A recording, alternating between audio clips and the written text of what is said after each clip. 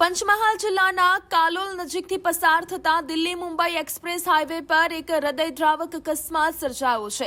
રાજસ્થાનથી દર્શન કરી પરત ફરી રહેલા વડોદરાના મુસ્લિમ પરિવારની કાર કાલોલ પાસે અચાનક ડિવાઈડર કૂદીને ફંગોળાઈ જતા સર્જાયેલા આ અકસ્માતમાં 4 વ્યક્તિઓના ઘટના સ્થળે જ કમકમાટી ભર્યા મોત નિપજ્યા છે। કારમાં કુલ 5 સભ્યો સવાર હતા, જેમાંથી એક વ્યક્તિનો આબાદ બચાવ થયો છે, જ્યારે પરિવારના અન્ય સભ્યોના મોતથી ભારે શોકનું મોજું ફરી વળ્યું છે।